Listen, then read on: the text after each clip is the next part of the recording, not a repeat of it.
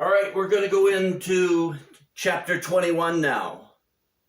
The book of Revelation, chapter 21, and we saw last time in chapter 20, verse 11, where I saw a great white throne and him who sat upon it, from whose presence earth and heaven fled away, and no place was found for them. This as he goes to judge the dead, as he goes to judge the unsaved, the unrighteous, those that have not known him, did not know him, rejected him. They were judged. He judges righteously. But it says, and he who sat upon it, from whose presence earth and heaven fled away. There is going to be a separation now, a separation of the old things going to the new things.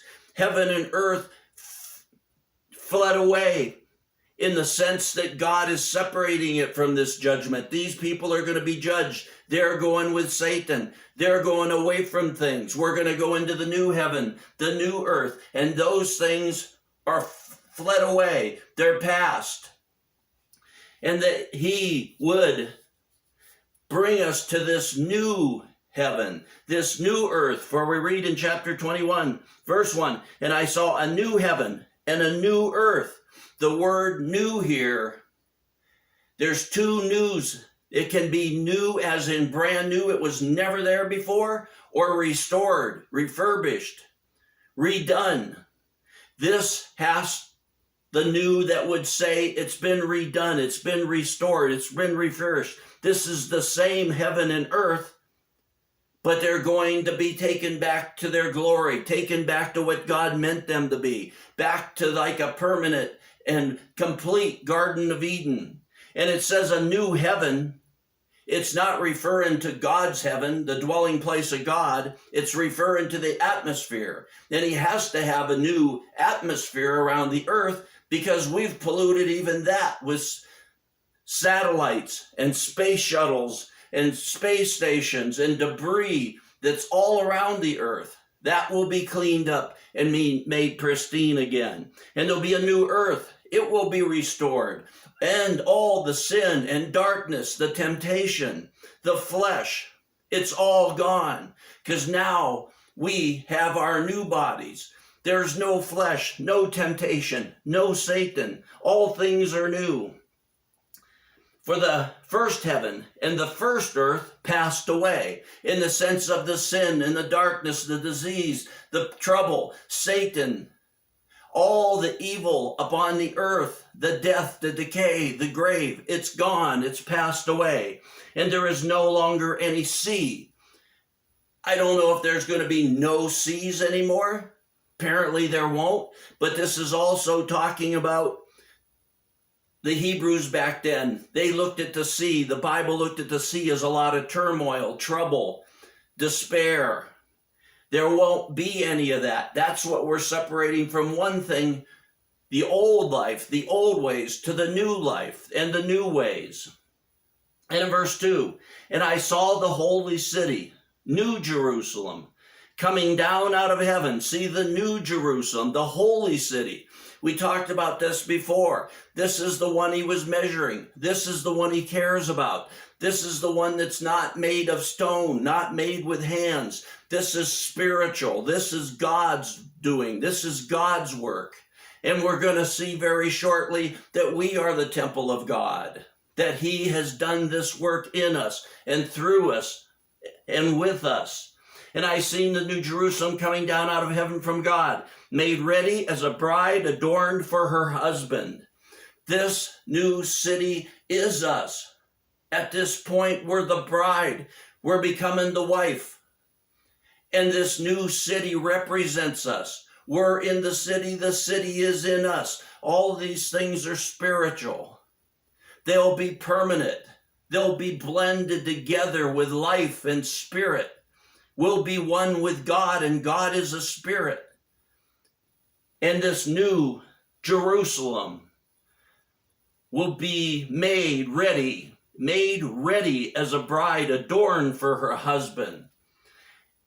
Verse 3, and I heard a loud voice from the throne saying, behold, the tabernacle of God is among men, and he shall dwell among them, and they shall be his people, and God himself shall be among them. Like I said, we're coming to this new heaven, this new earth. The old earth passed away. The old heavens passed away. This is God with us. We're one with him. He's one with us. We walk and live with him in this new earth, in this new heaven. And in verse 4, and he shall wipe away every tear from their eyes, and there shall no longer be any death. There shall no longer be any mourning or crying or pain. The first things have passed away. This is what I was showing you. This is what I was saying. Like in the seals, men going to war, men out conquering and to conquer, and men ruling upon the earth, and the death and the disease and the grave and the famines. It's all over.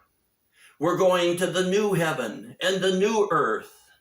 And in verse 5, and he who sits on the throne said, and the Lord said, behold, I am making all things new. All things will be new as we're bored with things here, as things wear on us, as our bodies wear out. All those things will be done away with. We'll have eternal life, eternal joy, eternal health and wellness. And he said, behold, I'm making all things new. And he said, write, for these words are faithful and true. All things in all directions. The old heaven and the old earth, the old body, the old life, they're all going to pass away for a new heaven, a new earth, a new place to dwell, a new life, a new body. And we will walk and live with God. Verse 6, and he said to me, it is done. I am the Alpha and the Omega. I am the beginning and the end. The beginning and the end, he said. And I will give to the one who thirsts from the spring of water of life without cost. If you're thirsty, if you're hungry, if you long for these things, if you long for eternal life, if you long for the presence of God, he will give you those things. He will let you drink of the water of life without cost. He paid the price. It's there for you. And he said in verse 7, he who overcomes shall inherit these things, and I will be his God, and he will be my son. We're going to come up and break this chapter into two parts, because we've just seen two things here. The bride making herself ready, the city coming down as a bride, adorned for her husband. And he says here, and he will be my son. And we will get into that in the second half of this chapter, another revelation that we will have. But for the cowardly and the unbelieving and the abominable and the murderers and immoral persons and sorcerers and idolaters and all liars, all these evil people, all these things of the flesh, of the devil, of the world, the old world, of Satan, all those things, what does he say? Their part will be in the lake that burns with fire and brimstone, which is the second death. So we have this life. We have this new heaven and this new earth. He's going to restore things. It's not going to be just a brand new earth, poof, and it's here, and this one is gone. That's what it was referring to in the end of chapter 20. It was referring to the old things are gone. The old ways are gone. There's a new way, a new heaven, a new earth, a new body, a new city, a new life. And we enter that because of his shed blood.